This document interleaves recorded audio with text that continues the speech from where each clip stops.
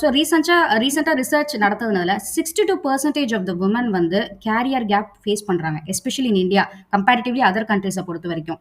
So over qualified house ஒய்ஃப்ஸ்ல join பண்ண பிறகு அவங்க ஃபர்ஸ்ட் உங்கள்கிட்ட சொன்ன விஷயம் என்னவாக இருக்கும்? அதாவது நான் இந்த ஒரு ஸ்டேஜ்ல நான் ஃபியர் ஆறேன், இதுல எல்லாம் நான் சேலஞ்ச் ஃபேஸ் பண்றேன், என்னால கேரியர் மறுபடியும் ரீஸ்டார்ட் பண்ண முடியல அப்படின்னு சொல்லிட்டு மென்ஷன் பண்றாங்கல்ல. ஸோ அந்த ஃபியரை அவுட் கம் பண்றதுக்கு நீங்க என்ன பண்றீங்க?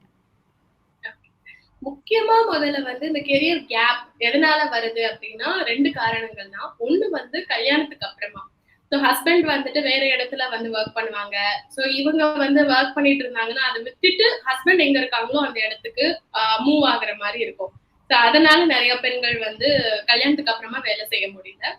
குழந்தைக்கு அப்புறமாவும் வேலை செய்ய முடியாம அது வந்து இன்னொரு பெரிய ஷேர் ஆஃப் விமன். ஏன்னா இன்னமுமே நம்மளோட சொசைட்டில வந்து பாத்தீங்க அப்படின்னா பொண்ணுங்க தான் வந்துட்டு ஒரு முக்கியமான கேர் டேக்கர்ஸ். கரெக்டுங்களா? குழந்தைய பாத்துக்கிற ரெஸ்பான்சிபிலிட்டி வந்து கம்ப்ளீட்டா வந்து it is on women.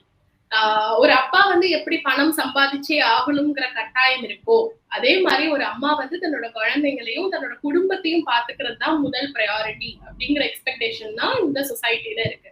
So அதனால நிறைய பொண்ணுங்க வந்து கல்யாணம் ஆகுது, குழந்தை பிறக்குது, வேலையை வந்து கண்டினியூ பண்ண முடியல. ஏன்னா சின்ன குழந்தைய வீட்டுல தனியா விட்டுட்டு போக முடியாது, சரியான ஆட்கள் கிடைக்கிறது இல்ல. நம்ம எல்லாருமே வந்து ஒரு ஜாயிண்ட் ஃபேமிலியான செட்டப்ல இருந்து மூவ் ஆகி வந்துட்டோம். நம்மளோட சொந்த ஊருங்கள்ல இருந்து நம்ம வேற ஊருங்களுக்கு வந்து சம்பாதிக்கிறதுக்காக மைக்ரேட் ஆயிட்டோம். ஸோ ஒரு நம்பிக்கையான ஆட்களை கண்டுபிடிக்கிறது கஷ்டமா இருக்கு நம்ம குழந்தைங்களுக்கு பாத்துக்கிற மாதிரி. ஸோ அதனாலயே நிறைய பெண்கள் வந்து தன்னோட கெரியரை விட்டுட்டு ஒரு ஃபியூ இயர்ஸுக்கு they take a break. But என்ன விஷயம் அப்படின்னா அவங்க திருப்பி ரெஸ்யூம் பண்ணணும் அப்படின்னா கண்டிப்பா ஒரு 6 வருஷமாக வெயிட் பண்ண வேண்டியிருக்கு. ஏன்னா குழந்தைக்கு வந்து ஒரு ஃபர்ஸ்ட் ஸ்டாண்டர்ட் போனாதான் அவங்க வந்து ஒரு ஃபுல் டைம் ஸ்கூலுக்கு போவாங்க.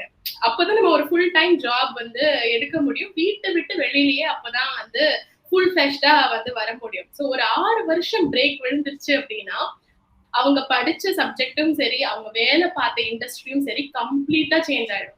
6 வருஷம் is a very very big time. So அந்த அளவுக்கு அந்த பேஸ்ல இவங்களால வந்து ஈடு கொடுக்க முடியல. இண்டஸ்ட்ரி எங்கேயோ போயிடுது, இவங்க எங்கேயோ இருக்காங்க. அந்த நாலேஜ அப்கிரேட் பண்றதுக்கு ரொம்ப கஷ்டப்படுறாங்க. சரியான நாலேஜ கண்டுபிடிக்க முடியல.